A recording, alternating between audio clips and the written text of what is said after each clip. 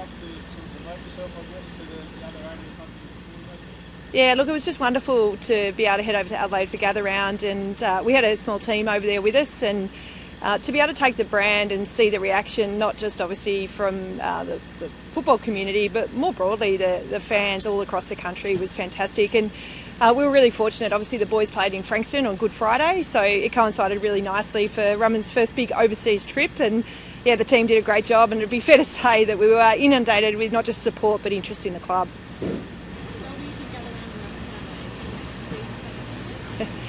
Look, I think Gather Round in its fourth year has been an extraordinary success, and you only have to hear from the South Australian Government, but more broadly I think the athletes, the players, the clubs and everyone involved around what a successful product it is.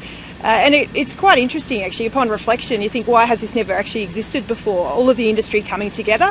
You know, from an AFL perspective, you kind of get to the grand final, but it's only ever 2 clubs. So to have all 18 clubs in 19 clubs this year in one place makes really good sense. And I think the South Australian Government have done a terrific job. The tourism industry more broadly, they welcome record numbers into the state, and they certainly do put on a full festival, which is just brilliant, not just from a tourism and hospitality perspective, but also from a South Australian pride perspective.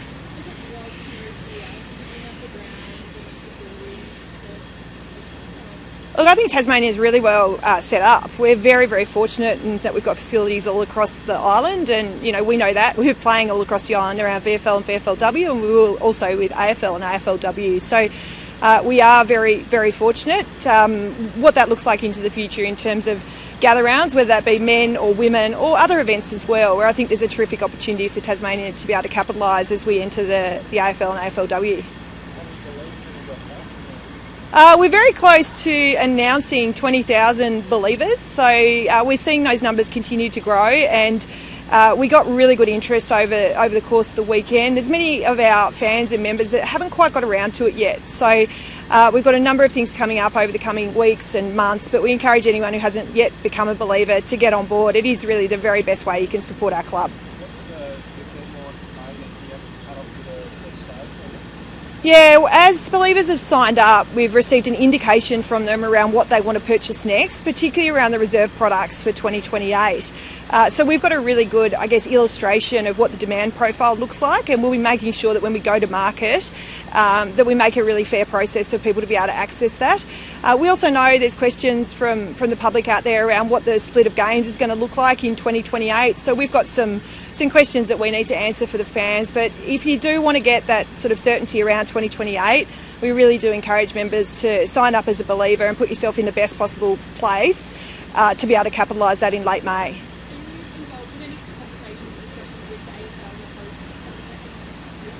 Look, we've been in a range of conversations with the AFL about events more broadly. What we know is that when AFL and AFLW comes to town, it's going to generate a lot of tourism, and clearly that's a massive part of the whole business case around the Tasmania Devils entering the league, and that'll look like a range of different events. And yeah, we're still in discussions about what that might be, but we've got aspirations for a lot of different things to happen as we enter in 2028 and beyond. Did the club have a chance to have some conversations with players about potentially coaching them for 2029? I'll leave the questions for the list and recruiting guys to them, but I think it's fair to say we're on record that we're very active in that space, and time's looming. It won't be long, and you know, we'll be well in the mix of, you know, players coming on board and getting ready for kick-off in 28. How would it work logistically if Gather Round wants to do this?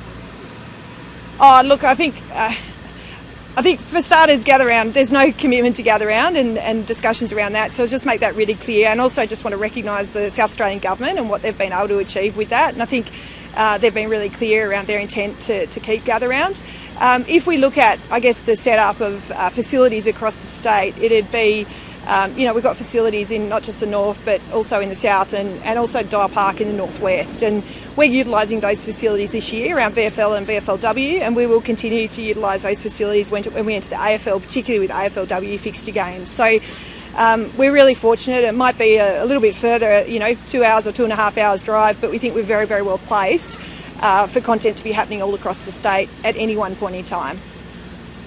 Must be pretty pleasing when you look at how long it's taken for the Devils to come in. You hear from it on the mainland of fans wanting to be in, then you go to Adelaide, and people run up to Rum'un, young kids, adults, and they're telling you how amazing it is. You guys are in the VFL. Must be You must be pretty proud of how far it's come. Yeah, look, the response and the interest that we're getting and what we saw on the ground was absolutely extraordinary, and it was fair to say that we were somewhat mobbed. Rum'un was a massive hit. We appeared in the Cube, which is in Footy Fest. We were at the Rundle Street Mall. We did a heap of media. We hosted a member event over there. So there were a range of things that happened, and just the positivity from the industry about our entry. I don't think we can underestimate how supportive the rest of Australia are around Tasmania finally entering the AFL and AFLW. Also helpful, of course, that our VFL programs 3 and Zip. There's a lot of attention. There's a lot of people in the industry following our VFL and soon to be VFLW journey, and they're pretty excited about the performance as we've come out of the blocks.